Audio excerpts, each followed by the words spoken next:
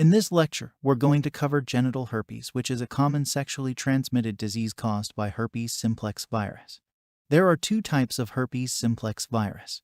The first type is herpes simplex virus type 1, commonly known as oral herpes, and it is spread through contact with saliva. Typically, this type affects the mouth or the face, causing cold sores, but it can also cause genital herpes.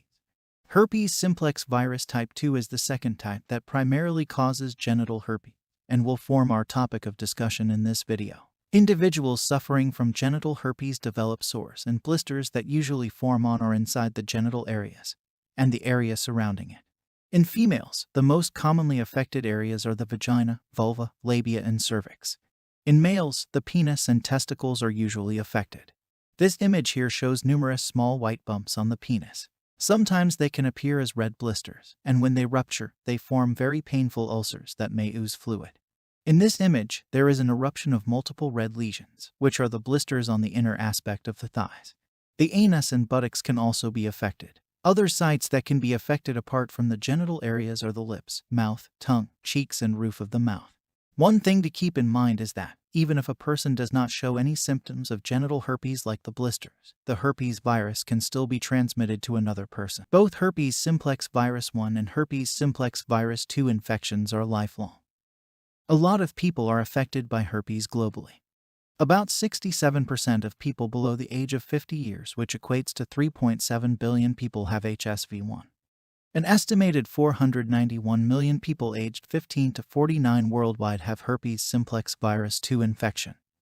Most oral and genital herpes infections are generally asymptomatic, which means having no signs or symptoms of the disease. Herpes infections are most contagious while symptoms are present, although they can still be transmitted to others when symptoms are absent. Infection with herpes simplex virus type 2 increases the risk of contracting and spreading HIV infection. Genital herpes can spread if you have multiple sexual partners and don't take protective measures into account, such as using condoms when engaging in sexual activity with an infected person. You can also get herpes from kissing someone who has open sores in the mouth. It can also be transmitted through direct contact with lesion fluid via skin-to-skin contact. And finally, via perinatal route, where a child gets herpes during birth from an infected mother.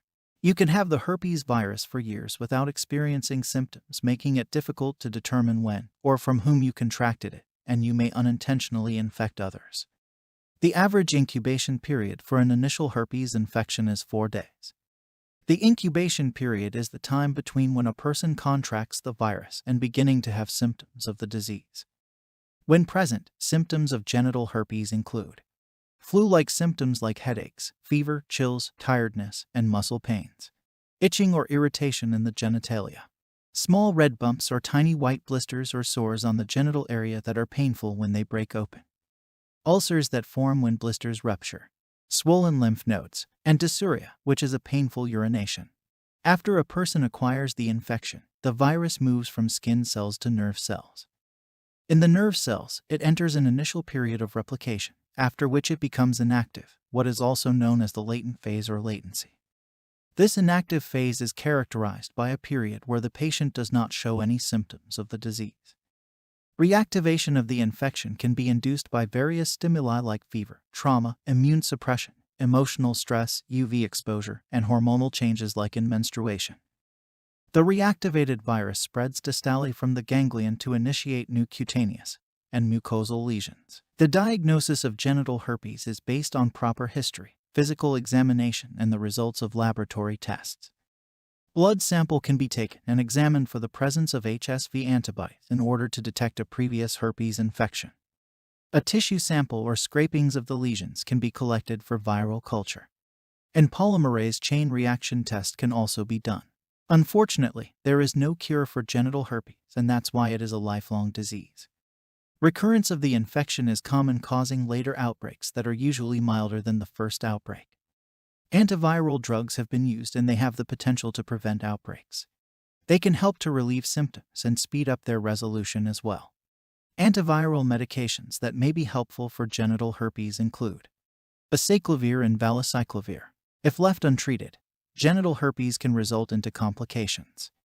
One of these complications is an increased risk of HIV infection and other sexually transmitted disease. It can also cause severe emotional stress for the patient and family as well. That will be all for this video. Thank you for watching. If you find this video helpful, please like the video, share it, and subscribe to our channel.